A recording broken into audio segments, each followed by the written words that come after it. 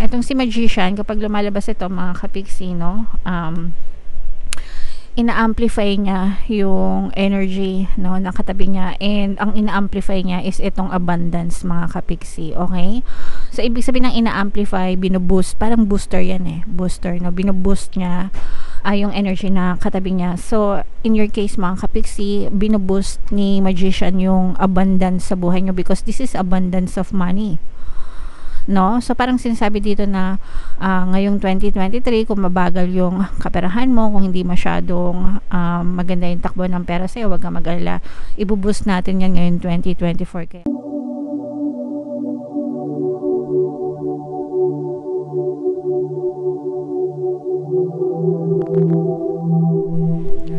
hello guys, hello Scorpio, welcome back to Pinoy Pixie Tarot. Ang pamagat ng ating episode for tonight is Full Moon Kapalaran para ngayong December to January para sa Scorpio, Sun, Moon, Rising, Sign, and Venus.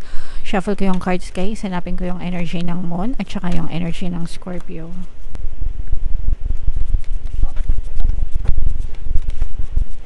So ito yung energy ng Moon mga kapixie. Ngayon naman hanapin natin yung energy ng Scorpio. Ito guys, so Scorpio, kayo ay represent ng King of Cups sa ating spread. Ito yung combination guys ng positive and negative energy. General reading lang guys, pwedeng mag-resonate, pwedeng hindi. Yung full moon ngayong December mga kapigsi ay sa December 26, no? Tapos yung next full moon naman ay sa January 25. So ang reading na ito mga kapigsi ay para sa period na yan. Tapos yung pamagat ng ating full moon ay cold moon mga kapigsi. So dito guys, mayroon tayong presence ng earth sign, masculine and feminine energy mga kapigsi, Aquarius, Gemini, Libra. For some of you, maaaring may air element kayo sa inyong natal chart. For some of you, maaaring you may be dealing with an air sign. Pero ito guys, super positive. Lahat ito ay positive energy mga kapigsi, no?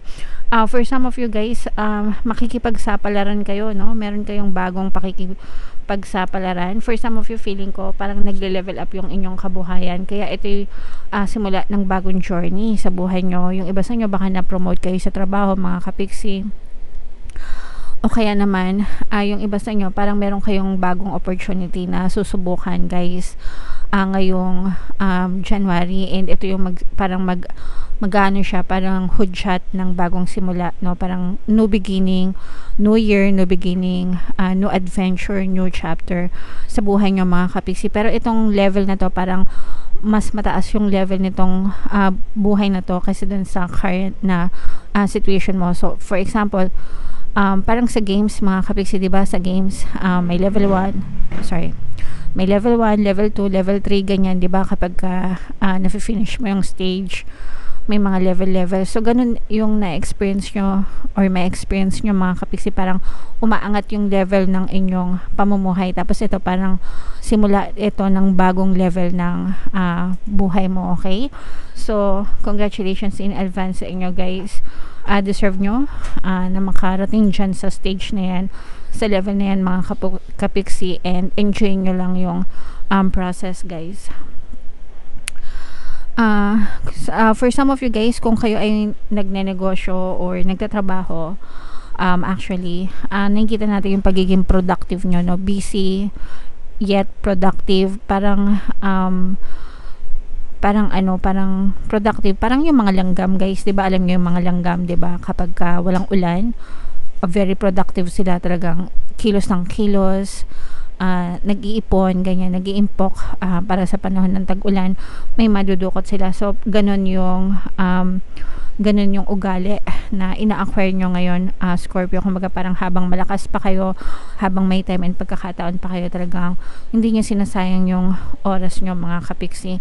And for some of you, dahil na rin yan sa mga responsibilities and obligations nyo sa buhay, very inspired and motivated kayo ngayon guys, no? Parang feeling ko ang taas-taas ng energy level nyo, and parang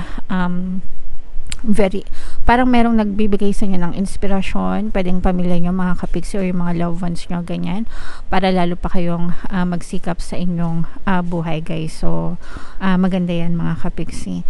And yung iba naman sa inyo parang balance din, no? Parang everything is in moderation. Yan, no? Grabe pera.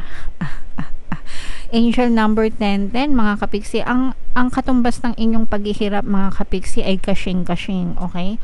Parang lahat ng effort nyo, ayan o, minamanifest nyo yan, guys, ayan o, doon nakaturo, no? Sorry, explain ko sa inyo mamaya. Etong si Magician, kapag lumalabas ito, mga kapiksi, no? Ina-amplify niya yung energy, no, na katabi niya, and ang ina-amplify niya is itong abundance, mga kapiksi, okay?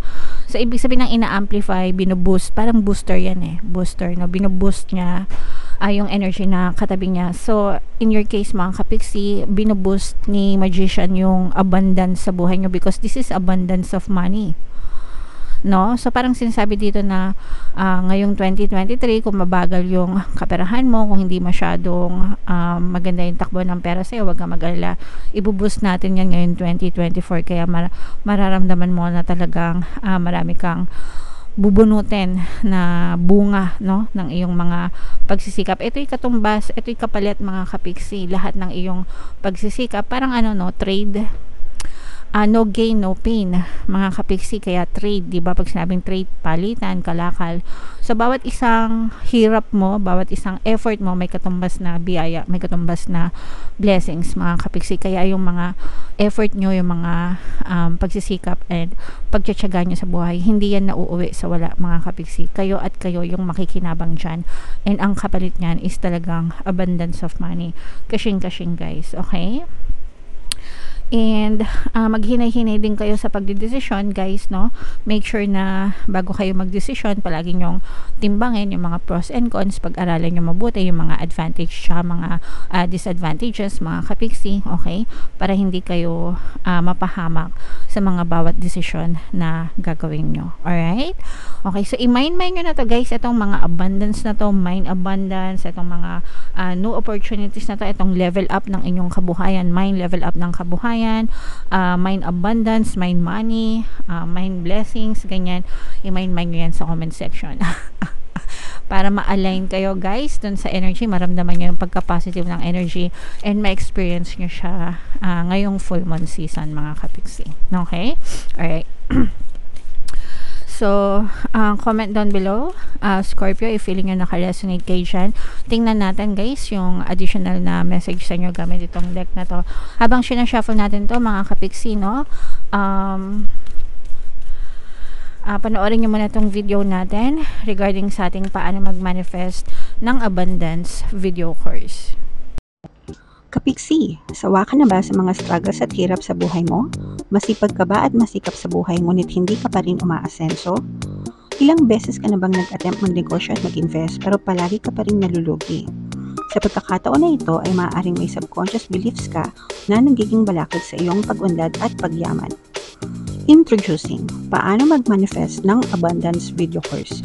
Dito ay matututunan mong ma-overcome ang mga balakid mo para tuluyan ka ng umunlad, umasenso, sumagana, maging matagumpay, successful at maswerte sa iyong kabuhayan, pera, trabaho, negosyo, salapi at kaperahan ng bonggang-bongga. Dali, mag-send na ng email sa pinoypixitaro@gmail.com at simulan na ang iyong pagyaman ngayon. Alright, so gusto mo bang yumaman, kapiksi? Kung gusto mong yumaman, umunlad at umasenso ng bonggang-bongga, mag-avail ka na ng course, guys, kasi sobrang ganda talaga niyan. And good news, mga kapiksi, no, dahil Christmas season ngayon, meron tayong Christmas sale. Magbibigay ako ng 10% discount plus 1 free pampaswerte subliminal, mga kapiksi, sa lahat na mag-avail ng course. Kaya mag-avail na kayo, guys. Meron din tayong email coaching, manifest your desires using the law of attraction. If meron kayong mga specific na gusto nyong i-manifest, pwedeng love and relationship, pwedeng money or career, pwede kayong magpabook ng email coaching session with me. Mag-send lang kayo, guys, ng email sa pinoypixitaro@gmail.com. So, ito yung additional message para sa inyo, guys. You and your loved ones are safe. So, you don't need to worry, mga kapiksi, kasi lahat kayo, pinaprotektahan, mga kapiksi.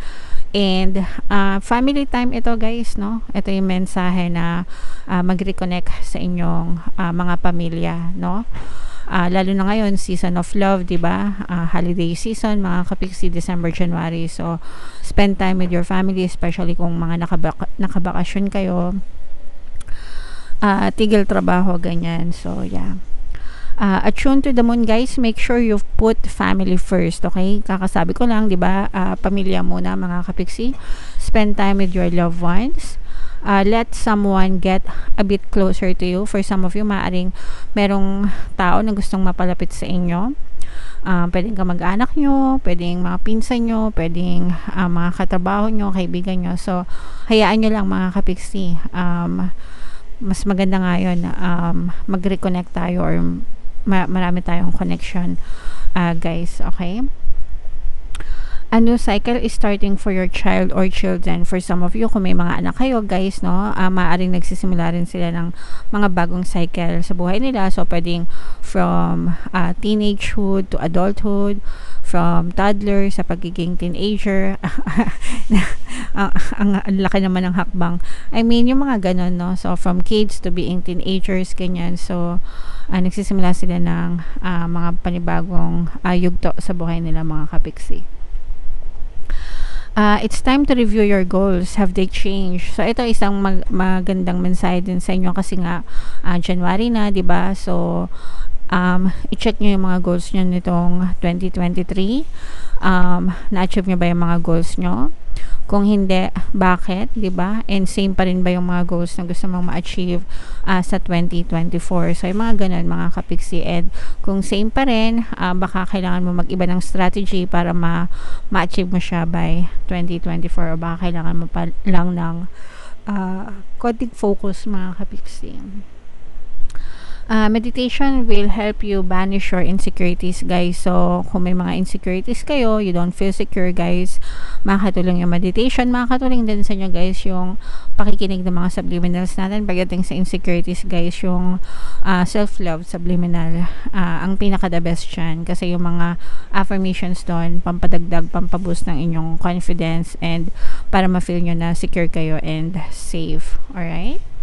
And spending time near water will bring you peace and answer. So for some of you guys, kung may chance, no, na pumunta kayo sa mga tubig dagat, anyong dagat, ganyan, maganda yun, guys, kasi nakiklense kayo, okay?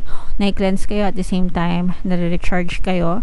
So nawawala yung mga kanigahan nyo, mga kapiksi. And nagsusubside din yung momentum of thoughts kapag nakiklense. So kung may mga chance kayo na pumunta sa mga tubig dagat, yung mga lugar nyo, ganyan, malapit sa ganon, samantalayin nyo, no? Libre lang naman yun. Kung malayo naman, or walang budget, di ba? Pwede naman, guys, kahit matubig kayo sa tubig na tubig na may asin, no? Yung mga huling banlaw niya sa paliligo. The effect is the same, mga kapiksi, as long as makapag-cleanse kayo and makapag-recharge kayo. Alright? Okay, so yan ang mga messages para sa inyo, Scorpio. Comment down below, guys, if feeling nyo naka-resonate kayo. And yung mga magagandang energy, guys, yung mga abundance energy, pinapamain ko sa inyo, i-mind nyo na para talagang ma-experience nyo siya ngayong full moon season. Comment down below, mga kapiksi. Ito yung ating 2024 kapalaran, guys. Kung hindi nyo pa napapanood, panoorin nyo na. Super nice, super ganda. And ito naman yung ating success stories ng paano mag-manifest ng abundance video course. Click here to subscribe, mga kapiksi. Thank you for liking, sharing, and subscribing. And see you again next time. I love you all, guys. Have a nice day. Bye-bye.